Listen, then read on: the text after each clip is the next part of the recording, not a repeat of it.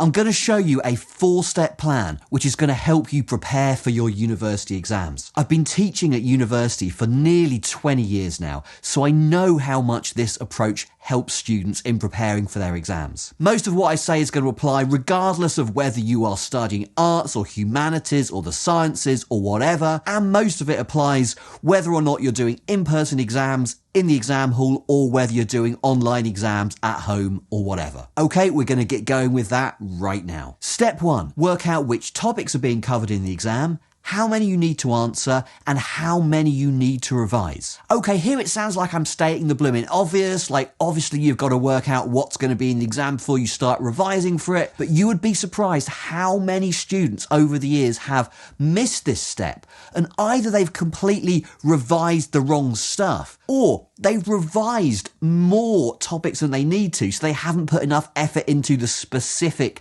topics that they end up writing on. So let me explain how you can do better than this. Often with university exams, you don't have to answer a question on every topic that you've covered in that module, in that course or whatever. So let me give you an example of a typical module that I teach, that my colleagues teach, and explain how this goes. So I might teach a module that's got 10 topics on it over 10 weeks of the term. And then we're going to do, say, an essay on the first 4 topics, and the exam at the end is going to be on the remaining 6 topics. So we've already narrowed it down from 10 potential topics to 6 topics that you have to answer on, but you don't have to revise all of those 6. So there might be, for instance, 4 questions on the exam paper, of which I'm going to ask you to answer just 1, each one from a separate topic. Now, if that was the case for your exam, you wouldn't need to revise all of those 6 topics, even though any of those 6 could come up, because you know there's going to be 4 questions there, right? So if you revise 3 topics, you know that at least one of those topics is going to come up on the exam. However, I'm always going to advise students to do a spare topic. So in this case, I would say revise 4 topics. That way, at least 2 of them are going to come up on the exam. And this is because sometimes you revise a topic, the question comes up, it's the only one you know about, and it's a really nasty question, so you're not going to be able to do your best on that topic, even though you've revised it carefully. Okay, I'd say revise 4 topics in this case, and that will allow you to answer on at least 2 of the questions that come up. So then what you would do is when it comes to the exam, you would look at the questions, you would look at which ones you revised those topics for, and you would pick the question that out of the ones you revised seems like the nicest question given the kind of stuff that you want to talk about. Okay, just before we get on to step number 2, if you want to help me support this channel grow and get more educational content out to you, go and have a look at my Ko-Fi page and see how you can support this channel there. Step number 2, you're going to pick your topics to revise. So you've now worked out how many topics you need to revise, choose which topics you're going to do, choose the ones that you've understood the best, that you enjoy the most, that you think you could write on most fluently and convincingly. Go and find all your notes that you've already made on those topics. If you've made them already, if you haven't, you're going to start with your notes. Write that or rewrite that stuff out on sheets of A4. You can write it out on an iPad if you've got a pen to write with, but I'm really going to encourage you to write by hand. That is, don't type it all up. There's something about the act of writing with pen and paper that helps that information stick in our brain. If we're writing it up on a computer, if we're typing it out, we're cutting and pasting, and yeah, all the information might be there, but it doesn't really go in when we've just kind of cut and pasted it there. The very act of writing out information and ideas and organising it by hand with pen and paper really helps that information stick. Writing notes out on paper also helps us to organise that information, to find links between bits of information. You know, we can get a red pen, or we can draw arrows, or we can draw diagrams. That in itself can help you to memorise the information, but it also allows your concepts to kind of go deeper just by drawing links between different concepts. Step number 3, this one's nice and easy. We're going to go and find all the past exam questions on the topics that you've chosen to revise. So universities will typically keep a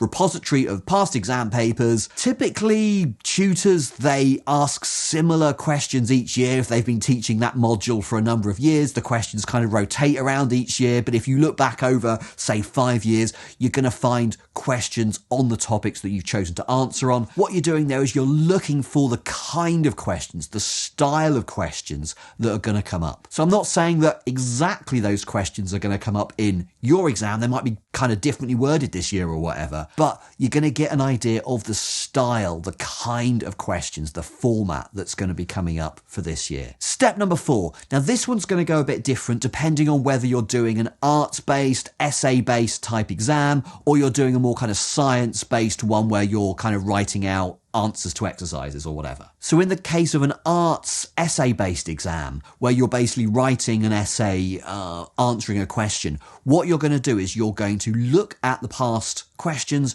and you're going to write out an essay plan for each, okay? So you're not going to go through and write the whole essay for each question because that will just take out loads of time and it's not actually that useful. But basically what you're going to do is you're going to spend 5 minutes per question and you're going to write out your ideal essay plan for that question. Now, this might throw up some stuff that you don't know, right? Because you might be going, okay, to answer this question really, really well, I need to talk about this, this, and this. I know about that, but I don't know about that. So just circle that in red and say, like, that point there, I don't know about that. You're going to have a whole list of stuff that you do know, a whole list of stuff after this process that you don't know. So as well as getting really good at writing essay plans, you're also going to take from this process a list of things that you need to go away and learn about before you get to the exam day. If, on the other hand, you're doing a more science-based exam, maths or physical sciences or whatever, what you're going to do is you're going to take some sample questions and you're going to start working through. Don't do all of them, just kind of do a representative sample of the kind of questions they're asking. And you're just testing your abilities, testing your knowledge. Do you have the kind of skills you need to answer this kind of question? Is there any information that you're lacking that you were meant to learn on the course, but you haven't quite got it there yet? Okay, if that's the case, you're going to go away and learn that before the exam. But this is going to be a really good indicator for you of what you do know, what you don't know, the skills you have got and those that you haven't got, and that's going to guide you in focusing your revision for that exam. Okay, bonus step, step number 5, and this is particularly relevant if you are doing an exam that has a time limit on it, right? So if you're doing a traditional in-person exam in the exam hall and it's like an hour long or it's 2 hours long, or even if it's a take-home exam where, you've got an hour to do it or a day to do it or whatever, okay, you're under time pressure, I really think it helps when you're preparing for your exam, when you're getting close to that exam, to start thinking about how you're going to organise your time during the exam.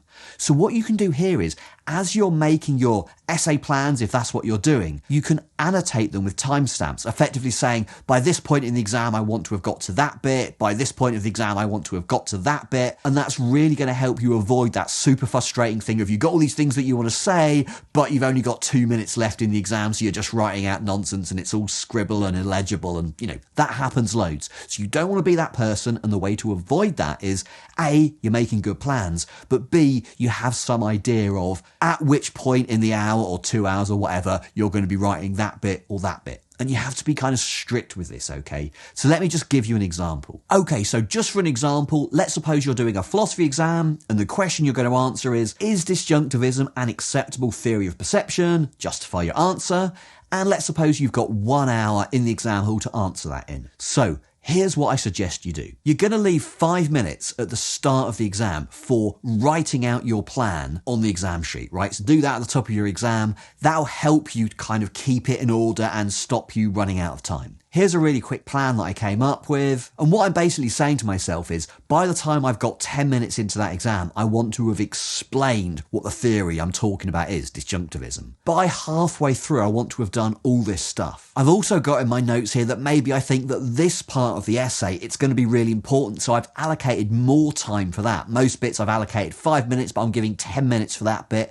That's the bit where I'm going to go into a bit more detail. I'm going to leave the intro to last. So when I start writing out my answer, I'm just going to leave a gap there on the paper, and I've allocated a few minutes at the end just for going back and writing that intro again. And I've worked it out, so I'm going to have about 8 minutes left at the end just for going back and checking over the essay, right? So if you've allocated 8 minutes at the end, it's not going to happen like that. You're going to have like 2 minutes at the end if you're lucky. Everything takes longer when you're under exam pressure, but it is really, really good to leave a little bit of time at the end just to kind of check back over what you've done and just see if you can correct any mistakes or add a few clarifications or whatever. That really helps with the clarity of your answer. Another way you can improve your exam performance in an essay-based exam is just to get better at writing essays in general. So if you want some tips on how to write better essays, go and take a look at this video over here. Thank you so much to all my Ko-Fi supporters for making this content possible. Thanks to you guys for watching this far. I really appreciate it, and I'll see you guys back here soon.